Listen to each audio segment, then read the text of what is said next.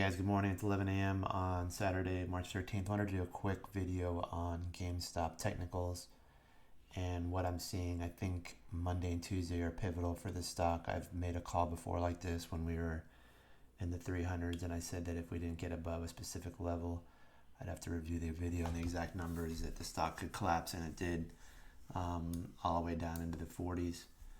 And I think this could happen again. But not with that type of intensity. I think when you look at the context of the moves that we've seen, it lines up perfectly with Fibonacci's, and I think Fibonacci's are super important. They've been around forever. They go all the way back to 400 BC. They're seen in human physiology. They're seen in human psychology, biology. I mean, you look at the patterns of trees and branching of trees, the arrangements of leaves and stems and fruit sprouts and pineapples.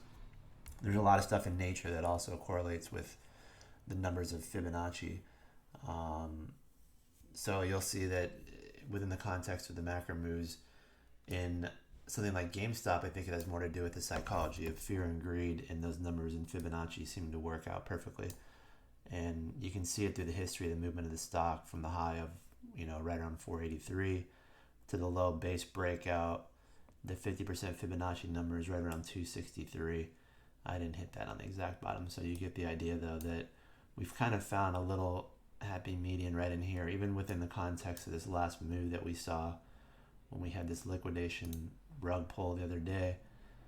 Where's the middle? Right around 260, same area. So we've kind of gravitated towards this little median area. Even the candles, you can see at the 38.2 before the gap down. This candle here at the top is right at the 38.2. And we're kind of sitting right there at that 263 median area. It's literally a 50% move within the context of this and the context of the larger macro move.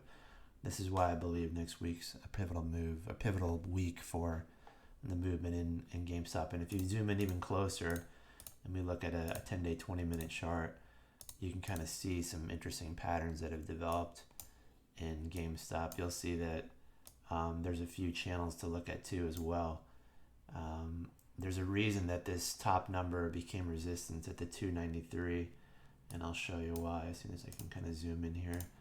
Within the move of this candle push that we had, the squeeze to the upside that got us up around 350, you'll see the base of this candle was the beginning of the move. That became a support area within the context of this leg up. And once that broke, you can see how the bottom pretty much fell out of the stock.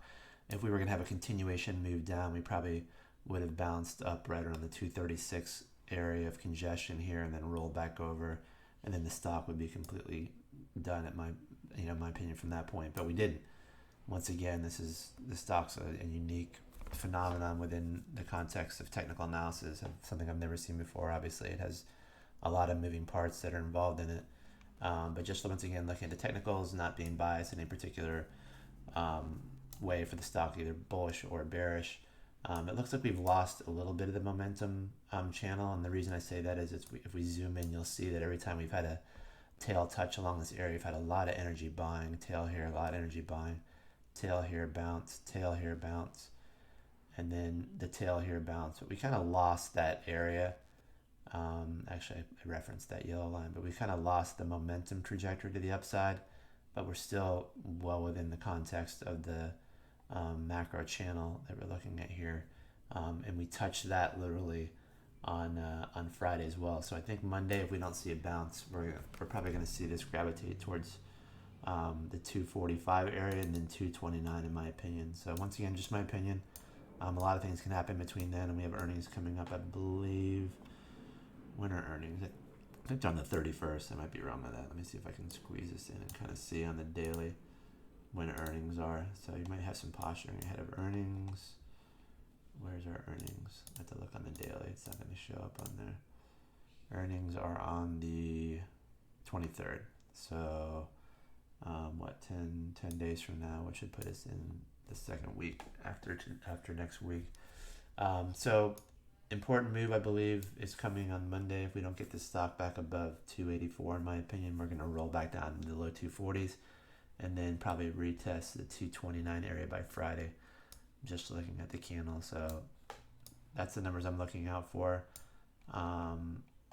Unbelievable movements in the stock though, especially when you see this big break and then for it to regain that actual climbing to the top of it there, it's closer to the 61.8 within the context of this move.